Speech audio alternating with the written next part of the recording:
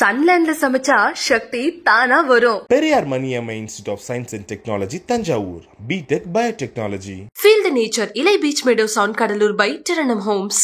நம்மை போன்ற மனிதர்களை உயர் நிலைக்கு, அந்த ஒரு ஞான நிலைக்கு எடுத்து செல்வதற்கு தகுதியுடையவர்கள். அப்பேற்பட்ட சித்தர்களை வணங்குவதன் மூலமாக.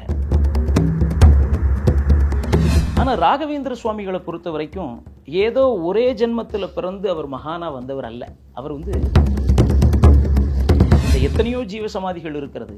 ஆனால் ராகவேந்திர சுவாமிகளுடைய ஜீவசமாதிகளுக்கு என்று ஒரு தனி சிறப்பு இருக்கிறது. ஏனென்றால் இந்த 3 யுகத்திலும் அவர் செய்த புண்ணியங்கள் எல்லாம் அந்த ஜீவசமாதியிலே அவரோடு அடங்கி இருப்பதாக அந்த ராகவேந்திர சுவாமிகளுடைய அபிஷேக பிரசாதத்தை வாங்கி அவர் அருந்திய உடனேவே ஒரு 10-15 நிமிடத்தில் எம்ஜிஆர் ஐயா அவர்களுக்கு அதிகமாக வாந்தி வந்திருக்கிறது. அவர் அந்த உண்ட அந்த பிரசாதம் எல்லாம் அப்படியே வாந்தியாக வெளியே எடுக்கிறார்கள். இரத்தமும் வருகிறது.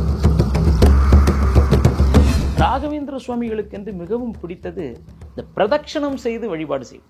அவரை சுற்றி வந்து வலம் வந்து வழிபாடு செய்வது என்பது மிகவும் சிறப்பு. அன்பு வணக்கங்கள். இன்று நம்முடன் ஆன்மீக சொற்பொழிவாளரும் பாடகருமான ஜி ராகவேந்திரா கார்த்திகேயன் அவர்கள் நம்மோடு இணைந்துள்ளார். வணக்கம் சாமி. வணக்கம் சாமி. இன்னைக்கு நிறைய சித்தர் வழிபாடு நம்ம பார்க்குறோம். மக்கள் நிறைய பேர் ஜீவசமாதிகளுக்கு போய் வழிபடுறதை பார்க்குறோம். இந்த மாதிரியான ஜீவசமாதி வழிபாடு எப்பேற்பட்டது ஆன்மீகத்தில்? அதுவும் என்ன மாதிரியான பலன் கொடுக்கக்கூடியது? நம்முடைய பாரத தேசத்தில் எத்தனையோ பெரிய பெரிய மகான்கள் எல்லாம் அவதாரம் செய்திருக்கிறார்கள். இந்த மகான்கள் என்பவர்கள் உண்மையை சொல்லணும் அப்படின்னா, ஒரு சாதாரண மனிதனாக இருக்கக்கூடிய நம்மையெல்லாம் ஒரு உயர்ந்த இறை சிந்தனைக்கு கொண்டு செல்லக்கூடிய ஒரு தன்மை அந்த மகான்களுக்கு தான் இருக்கு. ஏனென்றால் அவர்கள் மனிதர்களாக பிறந்து மகான்களாக தன்னை மாற்றிக்கொண்டவர்கள். அந்த இறைவனுடைய அருளால் அந்த இறைநிலையை அடைந்தவர்கள் அவர்கள். அப்பேற்பட்ட அந்த சித்தபுருஷர்கள் எல்லாம் நம்மை போன்ற மனிதர்களை உயர் நிலைக்கு, அந்த ஒரு ஞான நிலைக்கு எடுத்து செல்வதற்கு தகுதியுடையவர்கள். அப்பேற்பட்ட சித்தர்களை வணங்குவதன் மூலமாக நம்முடைய வாழ்க்கையிலே இருக்கக்கூடிய பிரச்சனைகளும் துன்பங்களும் உடனடியாக விலகிவிடும் என்பது உண்மையான ஒரு விஷயம். இப்போ கோவிலில் போய் நம்ம பகவானை போய் தரிசனம் பண்ணுறோம். அந்த பகவானை தரிசனம் பண்ணும் பொழுது அந்த பகவானுடைய அருள் நமக்கு எப்படி கிடைக்கிறதோ, நம்ம ஆலயத்தில் போய் இறைவனை வணங்குகிறோம் அல்லவா?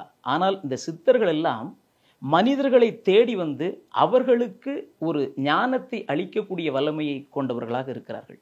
ஆகையினால தான் இப்பொழுதெல்லாம் பார்த்தீங்கன்னா இந்த ஊரில் எல்லா இடங்கள்லையுமே சித்தர்களுடைய வழிபாடு, இந்த ஜீவசமாதி அடைந்த மகான்களுடைய வழிபாடு பெருகிவிட்டது. அந்த மகான்களை வழிபாடு செய்வதன் மூலமாக வாழ்க்கையில் ஒரு உன்னத நிலை கிடைக்கும் என்பது நிச்சயமாக ஒரு உண்மையான ஒரு விஷயமாக கருதப்படுகிறது. ஆகையினாலே இன்னைக்கு உள்ள காலகட்டங்களில் மக்களுக்கு எவ்வளவோ துன்பங்கள் இருக்குது, எத்தனையோ பிரச்சனைகள் இருக்குது. இந்த மக்கள் ஒரு மகானை வழிபடுவதனால், அந்த மகான்களுடைய அந்த சித்தர்களுடைய பாதத்தை சரணாகதி அடைவதனால் உடனடியாக அவர்களுடைய துன்பமெல்லாம் விலகி அவர்கள் ஒரு உன்னத நிலையை அடையக்கூடிய ஒரு வழியை கொடுப்பது தான் இந்த சித்தர் வழிபாடு என்பது உண்மை. ஆகையினாலே இந்த சித்தர் வழிபாடு உலகில் மிகவும் போற்றப்பட வேண்டியது. அதுவும் நம் பாரத தேசத்திற்கு கிடைத்தது மிகவும் புண்ணியமானது ஒன்று. ஜீவசமாதி அப்படின்னு நம்ம நினைச்சாலே இன்னைக்கு தேதிக்கு இளைஞர்களுக்கு கூட ராகவேந்திர சுவாமிகள் தான் ஞாபகத்துக்கு வருவார். ஏன்னா அது ஒரு வகையில் ரஜினிகாந்த் அவர்கள் அந்த படம் நடித்து நிறைய பேருக்கு கொண்டு சேர்த்தாலுமே இன்னைக்கு ராகவேந்திர சுவாமி வழிபாட்டை குடும்பமாக தலைமுறையாக வழிபட்டு வரக்கூடிய அன்பர்களை நம்ம பார்க்குறோம். இப்போ இந்த ராகவேந்திர சுவாமிகளுடைய மகிமை என்ன? அவர் ஜீவசமாதி அடைந்ததுக்கு பிறகு நடத்திய அற்புதங்கள் பற்றி. ராகவேந்திர சுவாமிகள்னு சொன்னாலே மகிமைகள் தான், அற்புதங்கள் தான். அதில் எந்த மாற்று கருத்தும் இல்லை.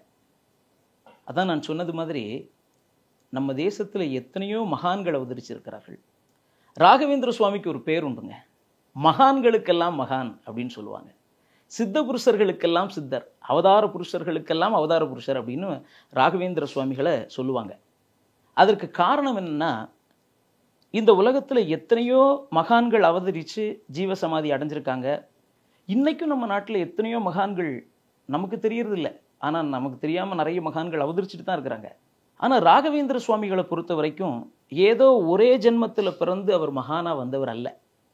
அவர் கிருதாயுகத்தில் நம்ம பிரகலாத மூர்த்தின்னு சொல்கிறோம் இல்லையா, அந்த பக்த பிரகலாதனாக அவதாரம் செய்தவர் தான் ராகவேந்திர சுவாமிகள். அவர் பக்த பிரகலாதனாக அவதாரம் செய்து அந்த லக்ஷ்மி நரசிம்மமூர்த்தியினுடைய பரிபூர்ண அருளை பெற்றவர்.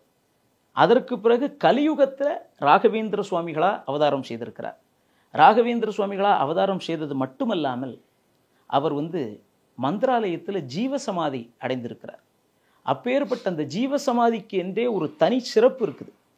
இந்த எத்தனையோ ஜீவசமாதிகள் இருக்கிறது, ஆனால் ராகவேந்திர சுவாமிகளுடைய ஜீவசமாதிகளுக்கு என்று ஒரு தனி சிறப்பு இருக்கிறது. ஏனென்றால் இந்த 3 யுகத்திலும் அவர் செய்த புண்ணியங்கள் எல்லாம் அந்த ஜீவசமாதியிலே அவரோடு அடங்கியிருப்பதாக நம்பிக்கை.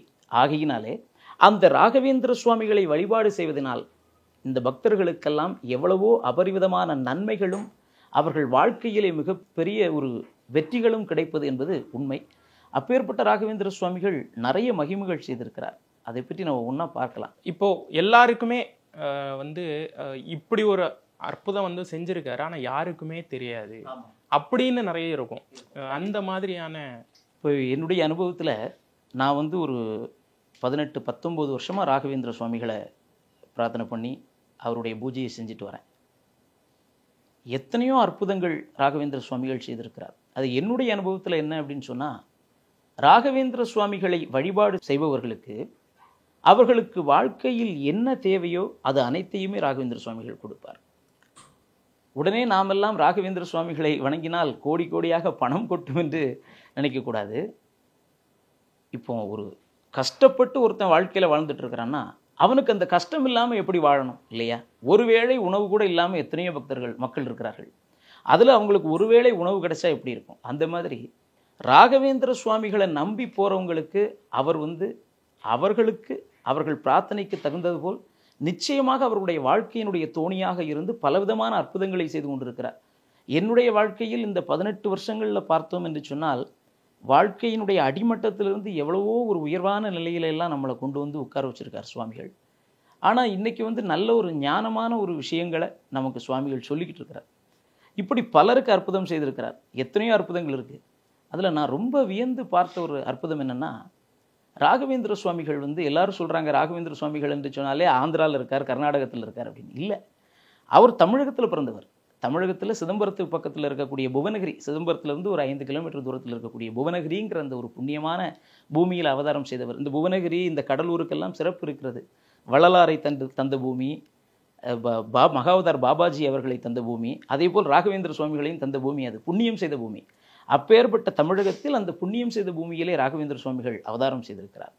அவர் தமிழகத்தில் இருக்கக்கூடிய ஒரு மிகப்பெரிய திரையுலகில் இருக்கக்கூடிய சூப்பர் ஸ்டார் என்று சொல்கிறோம் இல்லையா, ரஜினிகாந்த் ஐயா, அவர்களுக்கு அற்புதத்தை செய்திருக்கிறார். அந்த ரஜினிகாந்த் ஐயாவிற்கு அற்புதம் செய்வதற்கு முன்னால் அதற்கு முன்பாக சூப்பர் ஸ்டாராக கொடிகொட்டி பறந்தவர்.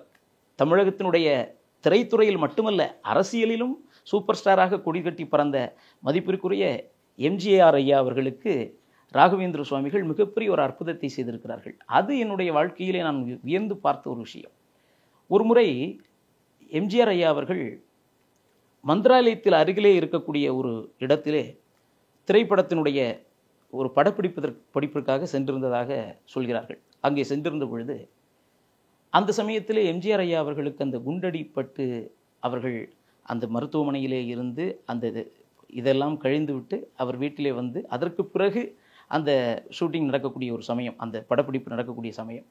அந்த சமயத்தில் அவர் அதிகமாக இப்போ எதுலேயும் கலந்துக்காமல் தன்னுடைய துறையில் அப்படி வளர்ந்து வந்துக்கிட்டு இருக்கக்கூடிய அந்த காலகட்டத்தில் பார்த்திங்கன்னா அவருக்கு இந்த குண்டடிப்பட்டு அந்த குண்டடி மூலமாக சில பாதிப்புகள் இருந்தது, எல்லாருக்கும் தெரியும். ஆனால் அவருடைய தன்னம்பிக்கையின் மூலமாக அவர் அதிலிருந்து இன்றைக்கும் நிலைத்து நிற்கக்கூடியவர் அல்லவா? அப்பேற்பட்ட இந்த எம்ஜிஆர் ஐயா அவர்கள் அந்த திரைப்படத்தினுடைய அந்த படப்பிடிப்பிற்காக இருந்து கொண்டிருக்கும் பொழுது அங்கே அவர்களுக்கு நெருக்கமானவர்கள், இது செவி வழி வந்த செய்தி, அவர்களுக்கு நெருக்கமானவர்கள் அது எம்ஜிஆர் ஐயா அவர்கள் உடல்நலம் நன்றாக இருக்க வேண்டும், அவர்கள் வாழ்க்கையிலே மேன்மேலும் சிறந்து வழங்க வேண்டும் என்கிற அந்த ஆர்வத்தில் ராகவேந்திர சுவாமிகளுடைய ஆலயம் மந்திராலயத்தில் இருக்கிறதில்ல, அது பக்கத்தில் தான் இருக்கிறது. அந்த ஆலயத்தில் போய் எம்ஜிஆர் ஐயா அவர்களுடைய பெயரிலே ராகவேந்திர சுவாமிகளுக்கு பஞ்சாமிர்த அபிஷேகம் செய்து அவருக்காக பிரார்த்தனை செய்து கொண்டு வந்தார்கள். மந்திராலயத்தில் ராகவேந்திர சுவாமிகளுக்கு தினமும் பஞ்சாமிர்த அபிஷேகம் செய்வது வழக்கம். அந்த பஞ்சாமிர்தம் அபிஷேகம் செய்து எங்களுடைய எம்ஜிஆர் ஐயா அவர்கள் நன்றாக இருக்க வேண்டும் என்று சொல்லி பிரார்த்தனை செய்து வந்து அந்த பஞ்சாமிர்தத்தை கொண்டு வந்து எம்ஜிஆர் ஐயா அவர்களுடைய கரத்தில் கொடுத்துருக்காங்க. ஐயா, நீங்கள் உங்கள் பேரில் நாங்கள் ராகவேந்திர சுவாமிகளுக்கு அர்ச்சனை பண்ணியிருக்கோம், அபிஷேகம் பண்ணியிருக்கோம், நீங்கள் நல்லா இருக்கணுங்கிறதுக்காக நீங்கள் இதை சாப்பிடுங்க ஐயா. அப்படியா அப்படின்னு சொல்லிட்டு அவர் வாங்கி அதை பிரசாதத்தை பார்க்குறார். சரி, அவருடைய நண்பர்கள் எல்லாம் கொண்டு வந்து கொடுக்குறாரே அப்படின்னு சொல்லிட்டு எம்ஜிஆர் ஐயா அந்த பிரசாதத்தை வாங்கி சாப்பிட்றார். அப்பொழுது அவருக்கு அந்த தொண்டையிலே அந்த ஆப்ரேஷன் செய்து அதற்கு பிறகும் சில பிரச்சனைகளோடு அப்படி இருந்து கொண்டிருக்கக்கூடிய காலகட்டம் அது. அப்படி இருக்கும் பொழுது வெளியிலே உள்ள ஆகாரங்கள் எல்லாம் அதிகமாக அவர் தவிர்த்து விட்டு வந்தார். இந்த பிரசாதத்தை வாங்கி அவர் வந்து அதை அந்த ராகவேந்திர சுவாமிகளுடைய அபிஷேக பிரசாதத்தை வாங்கி அவர் அருந்திய உடனேவே ஒரு 10-15 நிமிடத்தில் எம்ஜிஆர் ஐயா அவர்களுக்கு அதிகமாக வாந்தி வந்திருக்கிறது. அவர் அந்த உண்ட அந்த பிரசாதம் எல்லாம் அப்படியே வாந்தியாக வெளியே எடுக்கிறார்கள். வாந்தியாக வெளியே எடுக்கும் பொழுது அவர் உண்ட அனைத்து உணவுகளும் வெளியே வருகிறது, இரத்தமும் வருகிறது, அந்த அவருடைய வாயிலிருந்து இரத்தமும் வந்து விழுகிறது. இவர் வந்து நம்ம வேறு பிரசாதத்தை வாங்கி கொண்டு வந்து கொடுத்துருக்கோம், அவர் நல்லா இருக்கணுங்கிறதுக்காக அதை சாப்பிட்ட உடனே இந்த மாதிரி ஆகிப்போச்சுன்னு சொல்லி பார்த்து உடனே அங்கே இருக்கக்கூடிய மருத்துவமனையில் போய் பார்த்த உடனே அங்கே இருக்கக்கூடிய பெரிய பெரிய மருத்துவர்கள் எல்லாம் அந்த நிலையை பார்த்துட்டு ஒன்றும் பிரச்சனை இல்லை, அவருக்கு தொண்டையில் இவ்வளோ நாள் இருந்த அந்த பிரச்சனைகள் எல்லாம் நீங்கி இருக்கே தவிர அவருக்கு கொஞ்சம் பேசுவதற்கெல்லாம் சிரமம் இருந்தது. இதன் மூலமாக அந்த குண்டு துளைத்ததனுடைய அந்த ஒரு சிறிய துகள் இருந்ததாக சொல்கிறார்கள். இவர் வாந்தி எடுத்த உடனே அந்த இரத்தத்தோடு கலந்து அந்த துகளும் வெளியே வந்து விட்டதா. இது அவருக்கு தெரியும், உள்ளே இருந்தது தெரியும். அந்த வாந்தி எடுத்த உடனே அந்த துகள் வெளியே வந்து விட்டது.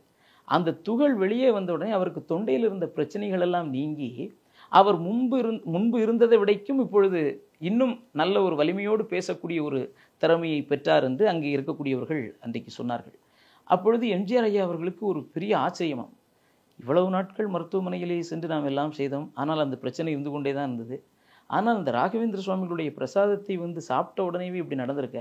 அப்போ அங்கே இருக்கிறவங்கெல்லாம் சொல்லியிருக்காங்க, ஒரு பெரிய மகான் ராகவேந்திர சுவாமி, அவரை யாரெல்லாம் மனசார பிரார்த்தனை செய்கிறார்களோ அவர்கள் கேட்பதை ராகவேந்திர சுவாமிகள் கொடுப்பார் அப்படின்னு சொல்லியிருக்கார். உடனே இந்த பிரசாதத்தை சாப்பிட்ட உடனே அவருக்கு எம்ஜிஆர் ஐயா அவர்களுக்கு இப்படி நடந்த உடனே அவருக்கு ராகவேந்திர சுவாமிகள் மேலே ஒரு நம்பிக்கை. அந்த நம்பிக்கையின் பேரில் அவர் மந்திராலயத்திற்கு சென்று அங்கே அந்த ராகவேந்திர ஆலயத்திற்கு என்ன உதவிகள் வேண்டும் என்று கேட்டு தெரிந்து கொண்டு, மந்திராலயம் என்று சொன்னாலே அங்கே போகக்கூடிய அனைத்து மக்களுக்கும் பக்தர்களுக்கும் அன்னதானம் வழங்குவது மிகவும் சிறப்பான ஒன்று. ஏனென்று சொன்னால் ராகவேந்திர சுவாமிகளுடைய முக்கியமான ஒரு விஷயமே வருபவர்கள் வயறார சாப்பிட்டு விட்டு செல்ல வேண்டும், பசித்தவர்கள் இருக்கக்கூடாது என்கிற எண்ணமுடையவர். அந்த மந்திராலயத்திற்கு என்ன வேண்டும் என்று கேட்டு தெரிந்து கொண்டு அந்த மந்திராலயத்திற்கு தேவையான அன்னதான கூடத்தை நம்முடைய தமிழகத்தினுடைய அன்றைய சூப்பர் ஸ்டாராக இருந்தவர், அரசியலிலும் சூப்பர் ஸ்டாராக இருந்து முன்னாள் முதலமைச்சராக இருந்த திரு எம்ஜி ராமச்சந்திரன் ஐயா அவர்கள் தான் அதை செய்திருக்கிறார்கள் என்பது மந்திராலயத்தில் இன்றைக்கும் அவர்கள் அந்த படிவேட்டில் எழுதி வைத்திருக்கிறார்கள். ராகவேந்திர சுவாமிகளுடைய அற்புதங்கள் அப்படின்னு நீங்க சொன்னீங்க. இப்போ எல்லா மக்களுக்குமே ராகவேந்திர சுவாமிகளுடைய அருள் கிட்டணும்னா என்ன மாதிரியான வழிபாட்டு முறை? ஏன்னா நிறைய பேருக்கு தெரியாது. இப்போ எல்லாருக்குமே ராகவேந்திர சுவாமிகளை பத்தி தெரியுமான்னு கேட்டா வெகு சிலருக்கு தான் தெரியும். அதுலேயும் அவரை எப்படி வழிபடணும், அவருக்கு என்ன பிரசாதம் கொடுப்பாங்க, அவருக்கு என்ன நைவேத்தியம் படைக்கணும், இப்படிங்கிற விஷயம்லாம் தெரியாது வீட்டில் வச்சு வழிபடுறவங்களுக்கு. ராகவேந்திர சுவாமிகளை பொறுத்தவரை வழிபாடு செய்வதற்கு என்று தனியான ஒரு முறைகளோ அப்படியெல்லாம் ரொம்ப கட்டுப்பாடுகள் அப்படியெல்லாம் இல்லை. மனதார நீங்கள் ராகவேந்திர சுவாமிகளை பிரார்த்தனை செஞ்சாலே அவர் அனுகிரகம் பண்ணுவார் உங்களுக்கு. ஒரு மனிதன் ராகவேந்திர சுவாமிகளை போய் தேர்ந்தெடுத்து, ராகவேந்திர சுவாமிகளை குருவே நீதான் என்னுடைய வாழ்க்கையினுடைய தெய்வமாக இருந்து, குருவாக இருந்து, தாயாக இருந்து, தந்தையாக இருந்து எனக்கு அருள் செய்ய வேண்டும் என்று யாரெல்லாம் ராகவேந்திர சுவாமிகளை சரணாகதி அடைகிறார்களோ அவர்களுக்கெல்லாம் ராகவேந்திர சுவாமிகளுடைய அருள் நிச்சயம் உண்டு. அப்படி அந்த ராகவேந்திர சுவாமிகளை சரணாகதி அடைந்து அவரை வழிபாடு செய்யக்கூடியவர்கள், ராகவேந்திர சுவாமிகளை வழிபாடு செய்வதற்கென்று சில விஷயங்கள் இருக்கிறது. எல்லா இறைவனையும் வழிபாடு செய்வதற்கு சில முறைகள் இருக்கும் அல்லவா? அதிலே ராகவேந்திர சுவாமிகளுக்கென்று மிகவும் பிடித்தது இந்த பிரதட்சணம் செய்து வழிபாடு செய்வது, அவரை சுற்றி வந்து வலம் வந்து வழிபாடு செய்வது என்பது மிகவும் சிறப்பு. இப்போ வாழ்க்கையிலே ஒருவருக்கு மிகவும் கஷ்டமான சூழ்நிலை இருக்கிறது. சில இல்லங்களிலே பார்த்தோம் என்று சொன்னால் வருமானம் இல்லாமல் மிகவும் கஷ்டத்தில் இருப்பாங்க இல்லையா? ரொம்ப வருமானம் இருக்காது, வேலை சரியாக இருக்காது. சில குடும்பத்தில் வந்து இருக்கிறவங்களுக்கு திருமண தாமதம், தடை இதெல்லாம் ஏற்படும். இப்படி நிறைய விஷயங்கள் இருக்குது. இந்த மாதிரி விஷயங்களுக்கு ராகவேந்திர சுவாமிகளை பிரார்த்தனை செய்வதற்கென்று ஒரு வழி இருக்கிறது. என்னவென்று சொன்னால், தொடர்ந்து 9 வாரங்கள் வியாழக்கிழமை குருவாரம் அந்த வியாழக்கிழமையிலே 9 வாரங்கள் ராகவேந்திர சுவாமிகளை 48 பிரதட்சணம் செய்ய வேண்டும்.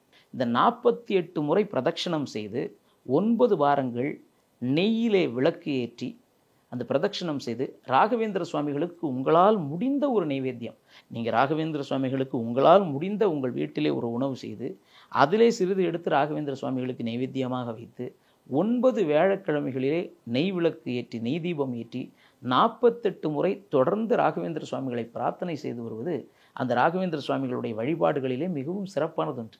அதை யாரெல்லாம் செய்கிறார்களோ அவர்களுக்கு மிக அபரிவிதமான நன்மைகளும் அவர்கள் கேட்கக்கூடிய அனைத்து விஷயங்களும் கைகூடும் என்பது உண்மையானது ஒரு விஷயம்.